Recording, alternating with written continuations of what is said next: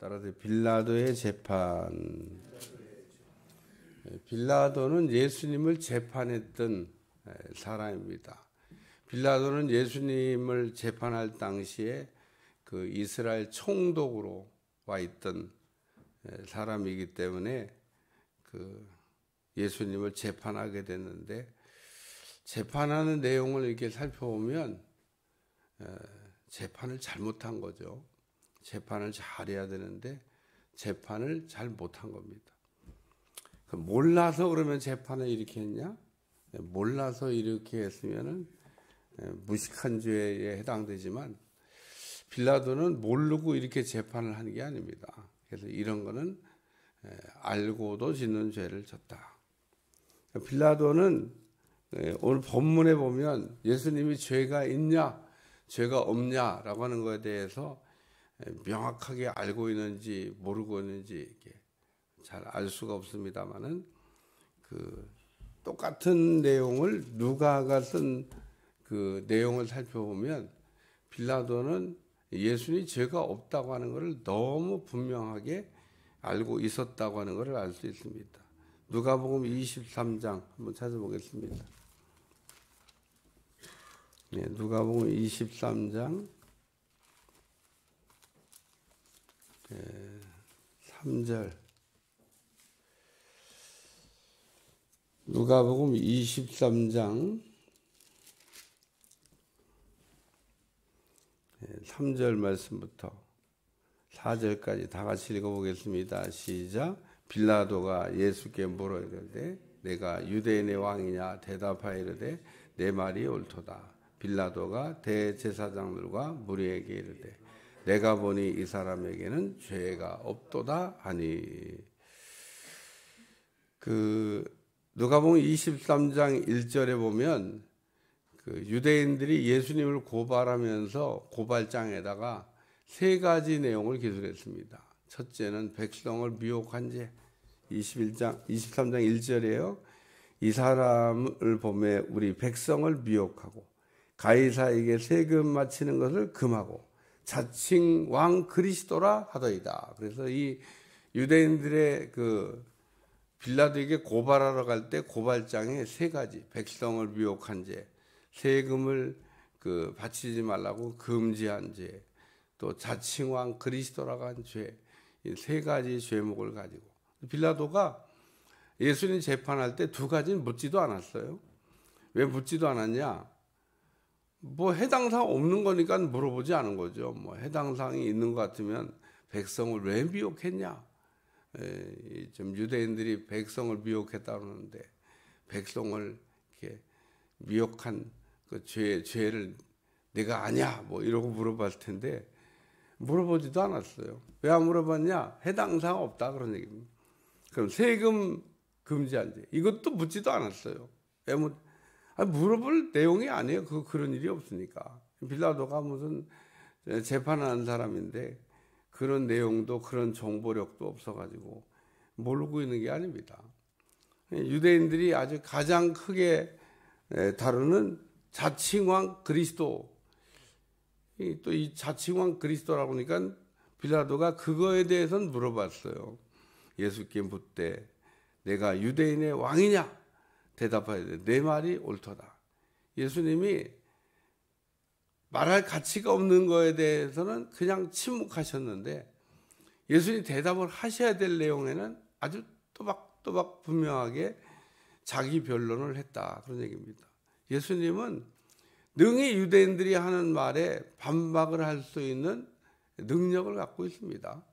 뭐 유대인들이 하는 말에 뭐 백성을 미혹했다든지 또는 뭐 세금을 금지했다든지 뭐 이런 거에 대해서 반박할 능력이 없어서 예수님이 지금 유대인들이 뭘 얘기하는지 몰라서 그러고 있는 게 아닙니다. 빌라도가 신문할 때 자칭 왕 그리스도냐? 그럼 물어보니까 그렇다. 나는 유대인의 왕이다. 그러고 대답을 했죠. 그리고 빌라도가 대제사장들과 무리에게 이르되 내가 보니 이 사람에게는 죄가 없다. 이게 이제 빌라도의 1차 그 재판한 소견입니다. 빌라도가 뭐라 하냐면 내가 재판해 보니까 죄가 없어. 죄가 없는데 무슨 뭐 죄를 이렇게 그 처벌해 달라고 얘기를 해. 그냥 무리가 더욱 강하게 백성을 막 소동시킨다 그러고 또 뭐 그 이제 막 이야기를 하는 겁니다. 그러니까 한마디로 죽여달라 그런 얘기죠. 그래서 이 예수님이 헤롯에게 갑니다. 헤롯에게. 헤롯이 지금 그 예루살렘에 내려와 있는 걸 알고 헤롯에게 예수님을 보내가지고 그러면 재판 한번 해보라 그래라. 그리고 빌라도가 헤롯에게 예수님을 보냈는데 이 헤롯도 예수님에 대해서 뭐라고 얘기하냐면 23장 15절 다 같이 읽어봐요. 시작. 헤롯이 또한 그렇게 하여 그를 우리에게 도로 보내었도다. 보라, 그가 행한 일에 죽일 일이 없느니라. 헤롯도 신문에 봤는데 아이 뭐 죄가 없다고 그냥 도로 돌려보낸 겁니다. 이런 걸 재판으로 용어로 얘기하면 파기환송이라 그래. 죄가 없는 거를 죄가 있다. 도로 돌려보내. 파기환송. 다시 재판해봐. 죄가 없는데 무슨 죄가 있다고. 그래서 도로 빌라도에게 돌아왔습니다. 빌라도가 다시 또 재판을 해요. 그래가지고 두 번째 말씀이 23장 14절 여기 다 같이 읽어봐요. 시작. 이르되 너희가 이 사람을 백성을 미혹하는 자를 내게 끌고 왔으나 보라 내가 너희에게 신문하였다. 너희가 고발한 일에 대하여 이 사람이 죄를 찾지 못하였다. 그러면서 뭐 죄도 없는데 자꾸 뭐 재판해 달라고 하냐 이렇게 얘기합니다. 세 번째는요. 여기 23장 22절 누가복음 23장 22절 다 같이 시작. 빌라도가 세 번째 말하여 무슨 악한 일을 하였냐. 나는 그에게 죽일 죄를 찾지 못하여 때려 놓으리라 하였다. 그러니까 뭐 조금 좀 때려서 뭐 풀어주면 되겠다. 뭐 그 정도 뭐 죄가 있다고 그러니까 그냥 풀어줄 수는 없고 조금 그냥 매 좀 때려서 석방하면 되겠다. 한마디로 예수님 죄가 없다. 이게 세 번씩이나 지금 죄가 없다고 해요. 그 다음에 사건이 하나 더 나오는데 그 빌라도가 이렇게 재판을 하고 있을 때 빌라도의 아내가 꿈자리가 별로 저게 뒤숭숭하다. 오늘 뭐 재판한다 그러는데 당신 그거 상관하지 마라. 그리고 부인한테도 권면하는 말이 들어왔습니다. 그렇지 뭐 재판하는 분들 보면 다 부인이 있을 거 아니에요. 당신 뭐 누구 뭐 재판한다는데 그 보니까 그냥 잘 처리해야 될 것 같다. 그래서 빌라도가 부인의 이야기도 했는데 말을 좀 듣지. 그러니까 헤롯도 재판을 못하고 부인도 하지만 자기도 지금 세 번씩이나 죄가 없다고. 오늘날도 이게 판사들이 판결하는 거를 우리가 이렇게 쳐다보고 있으면 흑과 백을 구별할 수 없을 때야 자기가 판결을 해야 되지만 흑과 백이 명확한 거는요. 흑을 백이라고 그러고 백을 흑이라고 재판하면 안 돼요. 이게 지금 빌라도의 재판이 그런 겁니다. 아니 죄가 없는 거를 죄가 있다고 그러면 안 된다 그런 얘기입니다. 아니 죄가 없는 분을 자기가 재판하다가 확인했는데 결국은 죄가 없다고 하는 걸 알면서도 손까지 씻어가면서 손은 또 왜 씻어요? 손까지 씻어가면서 난 이 일에 상관하고 싶지 않다 그런 얘기죠. 그리고 빌라도가 지금 바라바라고 하는 사람 그 명절 때가 되면 뭐 무슨 죄를 졌든지 간에 한 사람을 풀어주는 전례가 있는데 이게 사면하는 겁니다. 사면. 오늘날도 우리가 명절 때 되면은 사면하잖아요. 사면.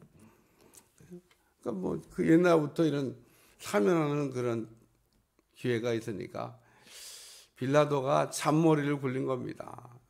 아주 그냥 흉악한 죄인 바라바가 있는데 바라바하고 예수님하고 누구를 풀어줄까 그러면 아유 당연히 예수님을 풀어주는 게 낫겠습니다. 그렇게 대답을 할 줄 알고 빌라도가 잔머리를 굴렸는데 그것도 안 된 겁니다.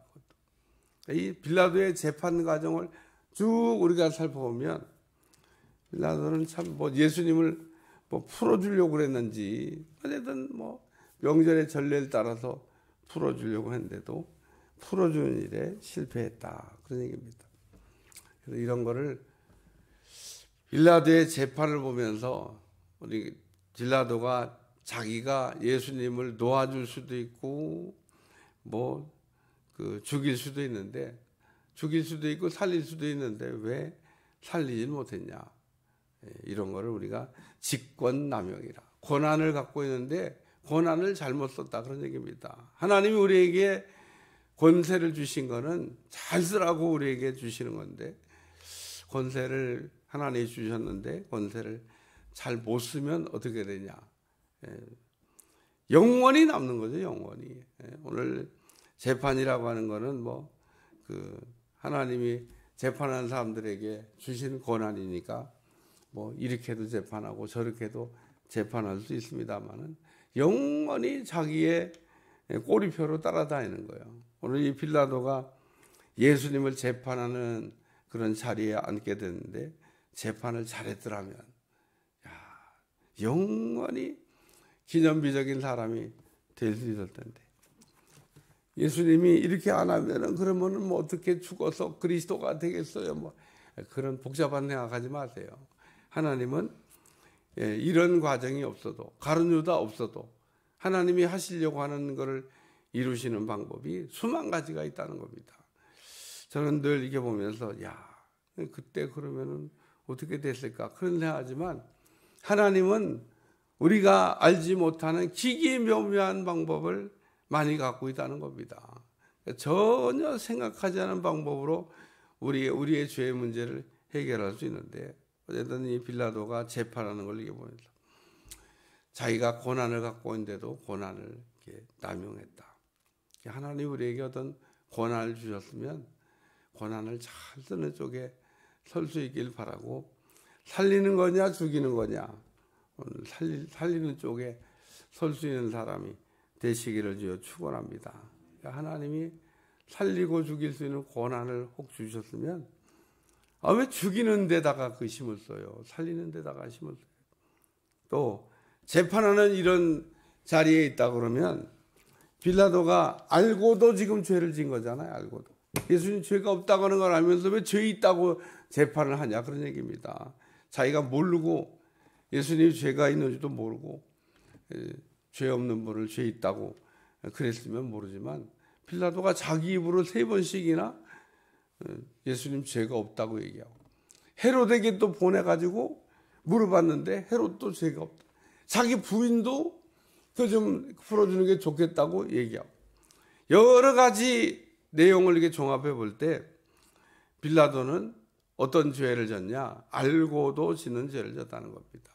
혹 우리가 빌라도처럼 판결하는 자리에 있다 그러면 우리가 알고 짓는 죄는 짓지 말아야 되겠다.